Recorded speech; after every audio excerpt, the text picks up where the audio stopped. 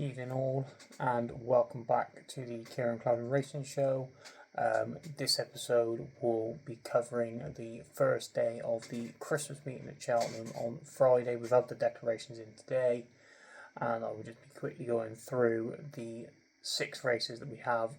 Now, in fact, there's 7 races on the Friday, and giving my opinions and selections for each race, and then I will cover the best bets as per usual at the end of the episode. Thanks again for all the support of everybody that has watched the videos the last few weeks. Plenty of views, a few new subscribers as well, so that's great. And we've been banging in a few winners as well. Started December really well.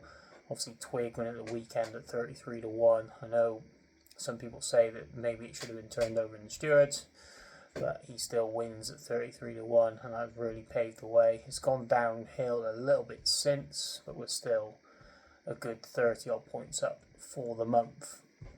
So we'll keep plugging away, but let's look at Friday. It's a very tricky card, to be honest. Like the first 2 races, you could potentially find the winners, but then the next 5 are very tricky handicaps with difficulty all the way down the card. Start from the 12.05 though, the novice hurdle over 2 miles, where Old Park Star is favourite for Nicky Henderson and Nico de Boinville, 2 to 1. Winner at Kempton last time out, and he beat 2 very fancied horses at the start of the season, Unsal Levy of Twiston Davis's and Wandering Ego of Ollie Murphy's. I know they were both well touted at the start of the season by them stables, and he brushed them aside fairly easily. Fortune Timmy was also in the race as well.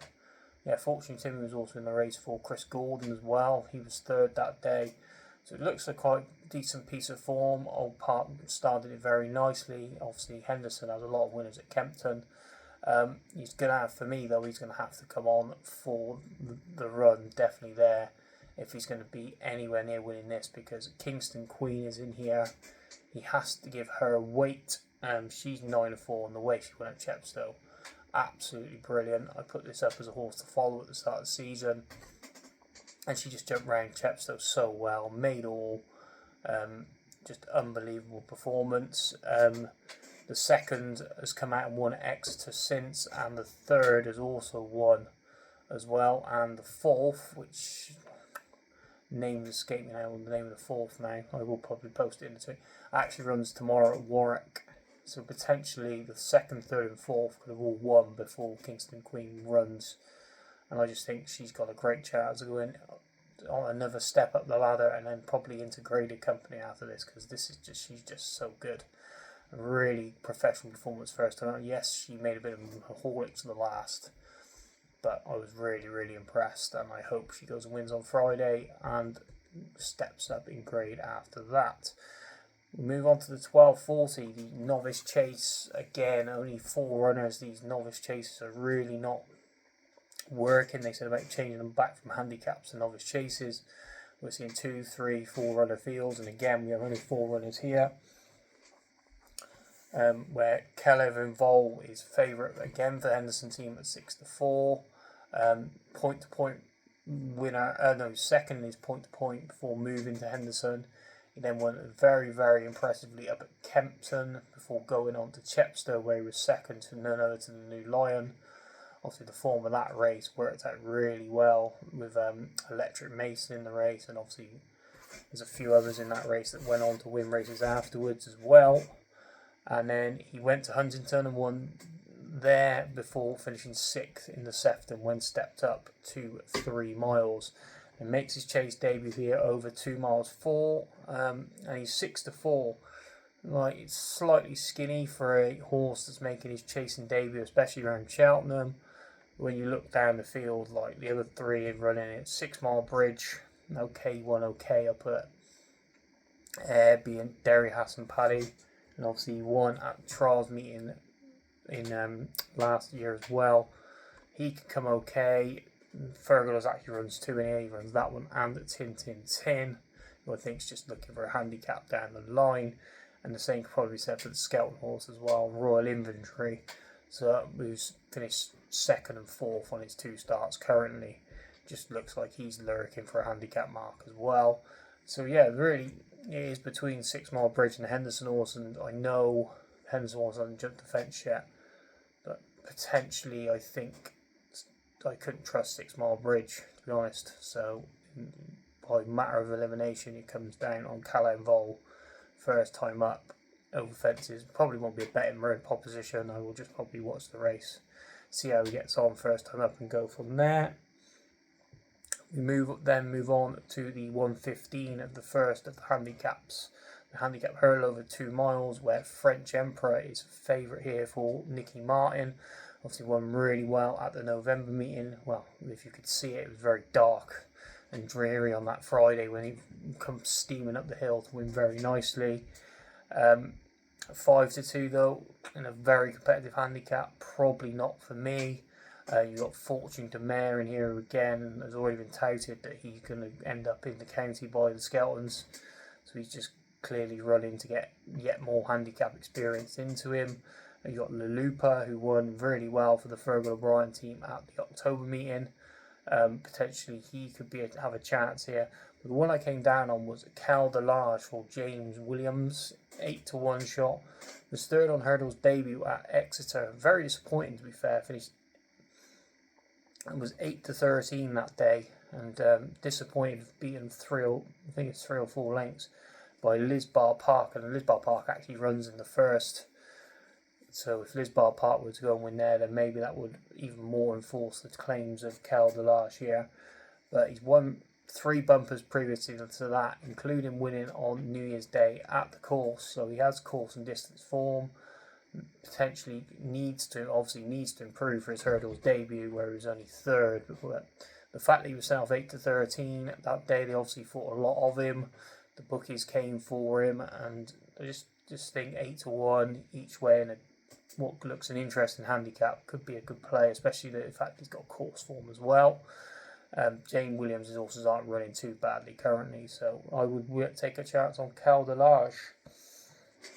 We then move on to the 1:50, the handicap chase over 3 miles 2 furlongs, Gold Cup trip, where Le Homme Presse makes his seasonal reappearance. Currently best price 9-2.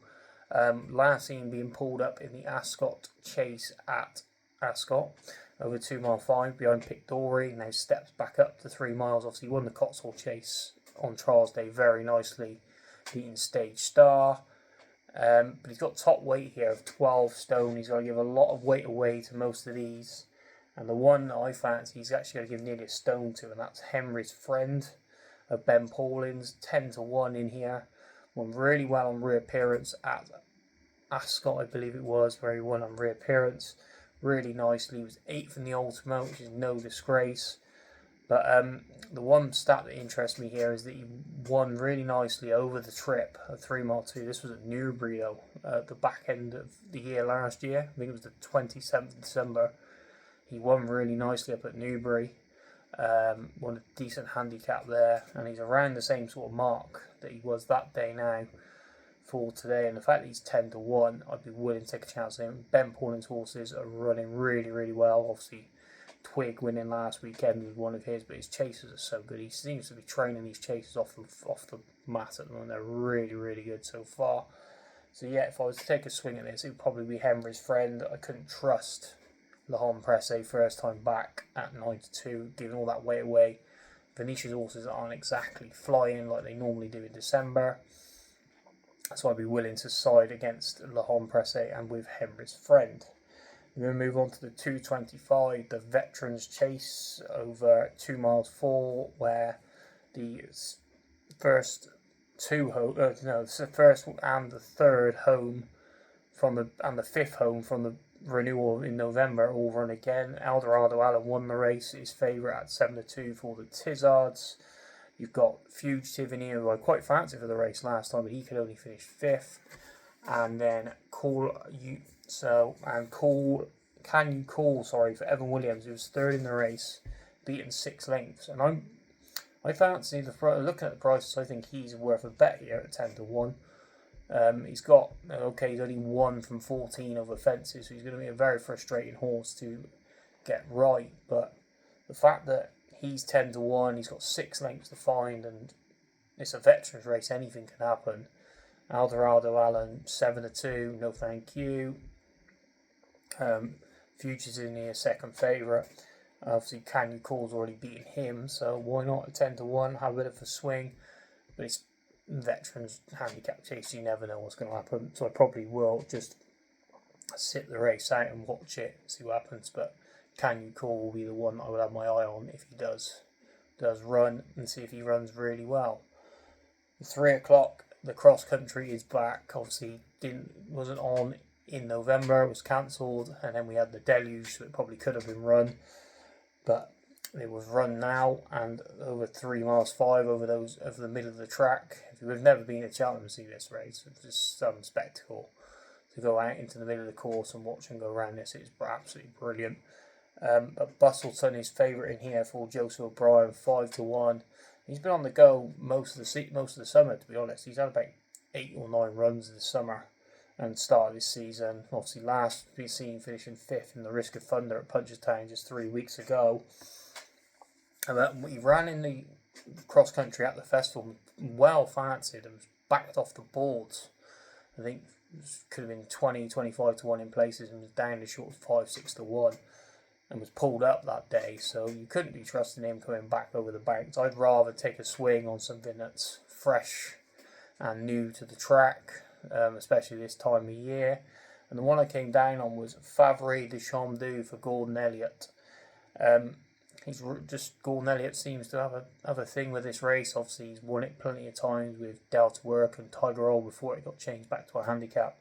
Now, Favre de Chamdeau will have to carry second top weight off 11 stone 10. It was 5th at Fairyhouse 2 weeks ago. Potentially come on for the run. Wouldn't want it too soft. I thought he won in the bog last year. I thought I actually backed him for the Irish National along with Hazy Claus.